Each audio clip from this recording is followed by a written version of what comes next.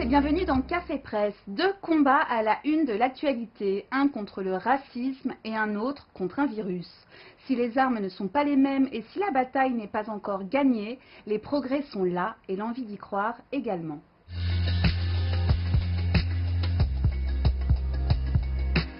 Un genou à terre et le poing levé, l'image est belle et fait le tour de la presse aujourd'hui. Le Parisien, L'Équipe, Libération ou encore La Voix du Nord relaient cette image qui rassure et qui restera. Une image qui met le racisme hors jeu. Après la décision collective de quitter la pelouse du Parc des Princes mardi soir, les joueurs du Paris Saint-Germain et du Başakşehir ont finalement disputé cette rencontre mercredi en début de soirée. Libération estime qu'au-delà de la victoire écrasante de l'équipe parisienne, on retiendra bien évidemment un symbole, celui de ses joueurs et de ses arbitres, en cercle autour du rond central, posant un genou à terre et certains levant le poing. Le Parisien revient sur ces moments dans l'histoire du sport où des champions ont dit non au racisme. Mohamed Ali qui refuse la conscription en 1967, aucun Vietnamien ne m'a jamais traité de négro, lance-t-il à la presse. En conséquence de cet acte militant, il sera interdit de ring pendant 4 ans. Tommy Smith et John Carlos, deux sprinters américains sur le podium des Jeux Olympiques de Mexico, qui lèvent leurs poings gantés, tête baissée, symbole des Black Panthers, pour protester contre la discrimination raciale aux États-Unis et suite à l'assassinat de Martin Luther King. Le Parisien rappelle également cette fois où le clan Williams a été victime d'injures raciales lors du tournoi d'Indian Wells. Bref, les exemples ne manquent pas dans l'histoire et aujourd'hui, on retiendra, comme le souligne Rémi Dessart du Parisien, que pour la première fois, des joueurs collectivement ont dit non.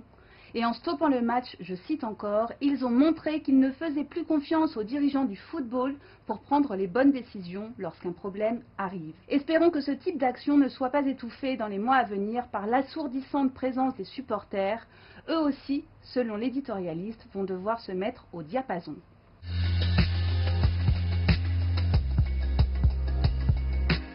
Lui est censé nous immuniser non pas contre le racisme, mais contre le coronavirus. Alors que la campagne de vaccination s'apprête à démarrer dans le monde, aucune publication scientifique n'avait encore été publiée.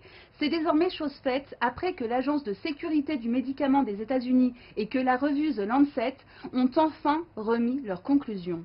Libération nous rapporte ces résultats qui concluent à l'efficacité des vaccins Pfizer et AstraZeneca. Le professeur Eric Combe, lui, semble bien moins enthousiaste et confie ses doutes dans les colonnes du Parisien. Pour lui, les effets indésirables recensés sont loin d'être anecdotiques et il tire la sonnette d'alarme. Je n'ai jamais vu une fréquence aussi élevée d'effets indésirables pour un vaccin. Il estime que la persistance de la fièvre chez les 18-55 ans, observée jusqu'à 8 jours après la seconde injection, est anormale. C'est beaucoup trop, il y a peut-être un problème selon l'infectiologue. À la question de savoir si la population encourt un risque à se faire vacciner, il préconise la prudence. Chez les personnes âgées à haut risque de Covid grave, je vaccinerai largement avec ceux de Pfizer ou de Moderna, mais pas les plus jeunes ou les personnes sans comorbidité. Le professeur estime qu'on manque encore d'informations pour agir en conscience sur les deux vaccins cités, mais qu'en ce qui concerne les vaccins d'AstraZeneca ou le vaccin chinois, on dispose de résultats validés et que là, il n'aurait aucun problème à s'y risquer. Quitte à se faire traiter d'âne par Olivier Véran, le professeur assume sa position. Si on se loupe, rappelle-t-il, toute l'histoire de la vaccinologie sera discréditée.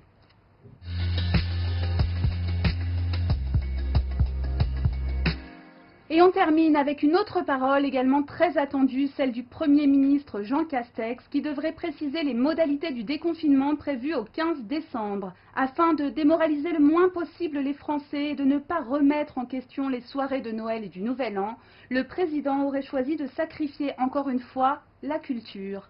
Selon Le Figaro, le chef de l'État aurait plaidé pour que ce soit le secteur culturel qui accepte de prendre encore un peu son mal en patience. Un conseiller de l'Élysée résume la situation. L'acceptabilité du pays le 15 décembre ne sera jamais celle du 15 septembre et encore moins celle du 15 mars. Il faut donc faire des choix politiques. Le paramètre de l'acceptabilité et le paramètre politique sont devenus presque aussi importants que le paramètre sanitaire.